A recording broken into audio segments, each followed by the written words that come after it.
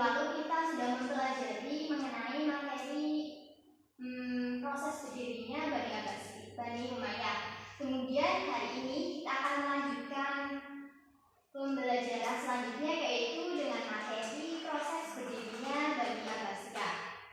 Seperti itu. Kemudian sebelum Ibu menyampaikan materi, Ibu akan memberitahu kompetensi dasar dan indikator apa yang kalian harus capai selama pada pembelajaran ini. Yang pertama yaitu semangat perjuangan Islam dari proses berdirinya Bani Umayyah. Kemudian nilai-nilai Islam, perkembangan peradaban Islam pada masa Daulah Abbasiyah. Kemudian sikap gigih dan sabar dalam mewujudkan cita-cita. Kemudian sikap produktif dan inovatif dalam mengembangkan ilmu pengetahuan. Terus selanjutnya kita bisa menceritakan proses berdirinya Abbasiyah, seperti itu ya.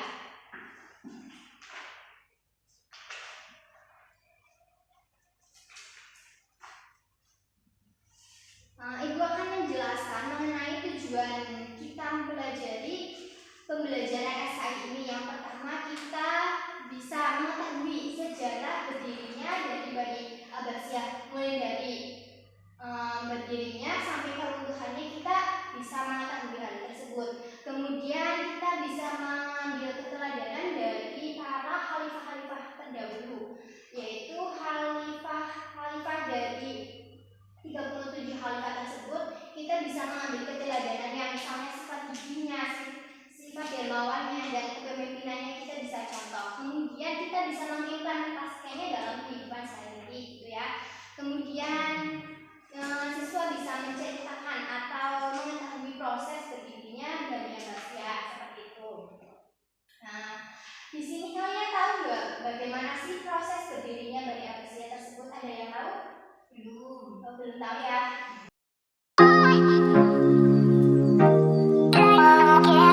Mulai ke materi.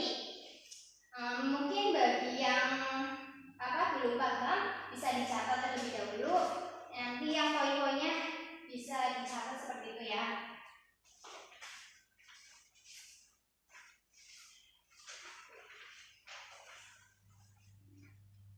Proses berdirinya Bani Abbasiyah. Bani Abbasiyah itu berdiri berkuasa sekitar 550 tahun atau 5,5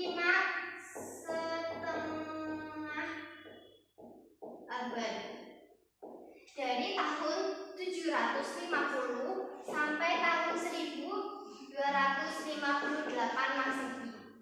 Wilayah kekuasaan Bani Abbasiyah itu membentang sangat luas, mulai dari Asia Barat, kemudian Asia Selatan, Afrika Utara, hingga ke Eropa. Di sini ada yang tahu nggak khalifah-khalifah terkenal pada masa Abbasiyah itu siapa saja? Belum tahu ya. Ada 3 khalifah yang terkenal, yaitu yang pertama ada Abu Ja'far Al-Mansur. Kemudian yang kedua ada Harun Ar-Rasyid. Kemudian ada Khalifah Al-Ma'mun.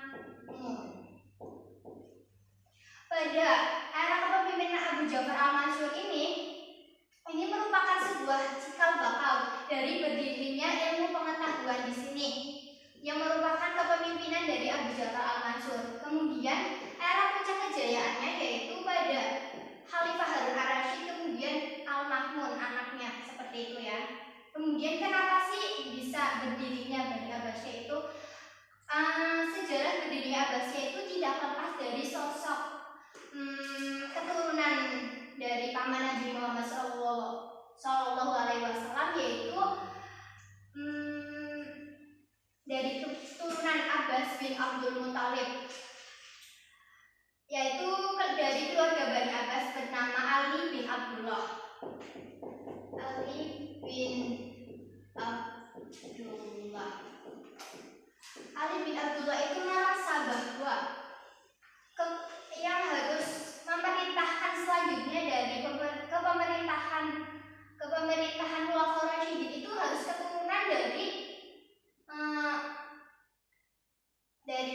dari Nabi Muhammad itu sendiri. Jadi kayak beliau itu merasa paling berhak mendapatkan hal tersebut. Kemudian Ali bin Abdullah itu melakukan sebuah propaganda yang menamai dirinya sebagai keluarga dari Bani Hashim. Kenapa bisa menamai dari keluarga Bani Hashim? Karena agar mendapatkan simpati dari masyarakatnya, seperti itu.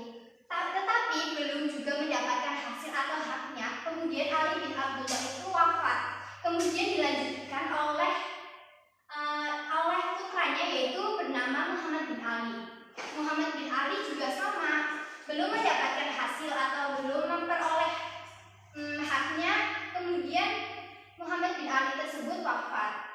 Setelah wafatnya Muhammad bin Ali, yaitu dilanjutkan oleh perjuangan Ibrahim bin Muhammad. Ibrahim bin Muhammad itu melakukan sebuah gerakan. Gerakan tersebut yang membuat khalifah terakhir, yaitu Marwan bin Muhammad, itu merasa bahwa gerakan yang dilakukan oleh Ibrahim bin Muhammad itu merupakan sebuah ancaman buat ancaman negaranya, seperti itu. Kemudian Ibrahim bin Muhammad itu ditangkap dan kemudian wafat, seperti itu. Setelah wafatnya Ibrahim bin Muhammad, keluarga Bani Abbas itu semakin gencar melakukan pemberontakan kepada Bani Umayyah, seperti Abu Muslim Al-Khurasani, kemudian Abu Ja'far Al-Mansur, kemudian Abu Abbas Al-Safah melakukan penyerangan ke beberapa tempat terpenting pada masa pemerintahan Bani Umayyah. Kemudian khalifah terakhirnya itu Marwan bin Muhammad itu tidak bisa berbuat apa-apa, kemudian terkepung di kota Damaskus, Syria. Kemudian karena terkepung tersebut, akhirnya Khalifah Marwan bin Muhammad itu melarikan diri ke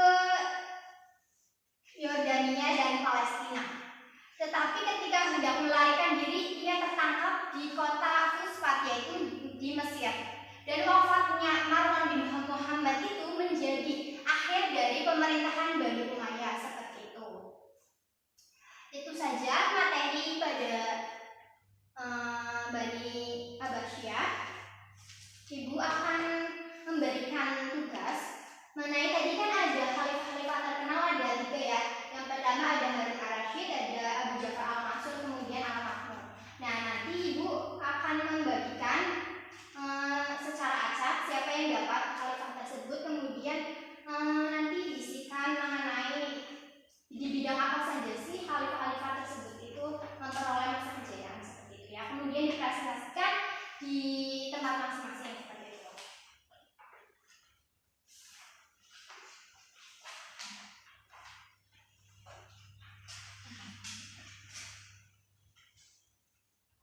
Ya, langsung mempresentasikan.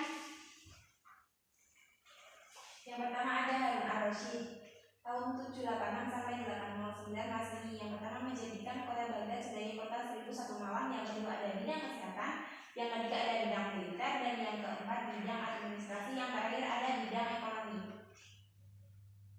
Selanjutnya mengenai tokoh Al-Ma'mun. Yang pertama ada bidang pendidikan. Pada bidang pendidikan ini Al-Ma'mun menyediakan dana besar untuk mendorong gerakan penerjemahan dari karya-karya kuno Yunani, yaitu seperti ilmu kedokteran, astronomi, matematika, serta filsafat. Dan yang kedua pada bidang pertanian dan perdagangan, yaitu pada kegiatan pertanian berkembang pesat pada sektor buah-buahan dan bunga-bungaan. Kemudian ada Abu Ja'far Al-Mansur. Yang pertama dalam bidang pendidikan, beliau melahirkan para ilmuwan muslim dari berbagai disiplin ilmu pengetahuan, kedokteran, filsafat, kimia, botani, astronomi, matematika, dan lain-lain. Kemudian yang kedua di bidang administrasi, pengalaman wazir perdana menteri yang bertugas membantu khalifah dalam menjalankan roda pemerintahan. Kemudian yang ketiga politik dan militer, menjalin kerjasama politik dengan Raja Frank di sebagian wilayah Andalusia, menjalin hubungan dengan Afrika Barat,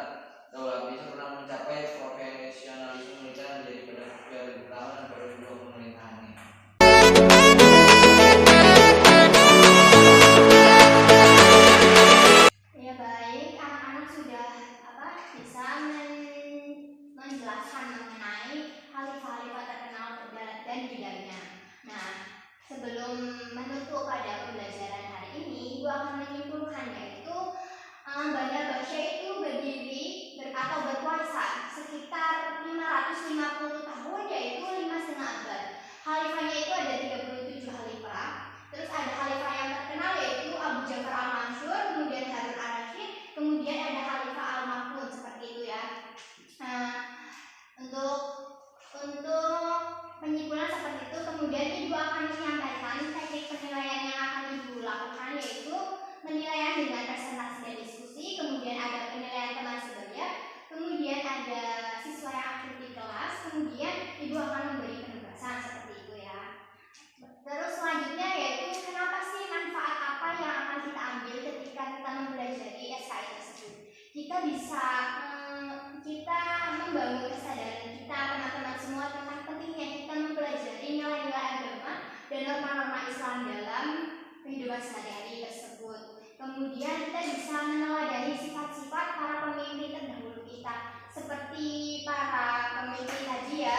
Kemudian sifat-sifat gigih, dermawan dan lain sebagainya kita bisa meneladani tersebut. Kemudian seperti itu. Nah, untuk tugas selanjutnya yaitu Ibu akan memberikan penugasan mengenai pembelajaran tadi, yaitu pada halaman 20 di buku paket ya, esai 10 soal. Nanti minggu depan kita akan cocokkan bersama-sama seperti itu ya. Kemudian Ibu akan menyampaikan ketika kita ingin belajar mengenai materi tersebut, malamnya itu kita harus belajar terlebih dahulu supaya kita mengetahui alur-alur pembelajaran yang akan disampaikan oleh Ibu seperti itu. Kemudian semoga pembelajaran hari ini bisa bermanfaat. Ketua kelas memimpin untuk berdoa.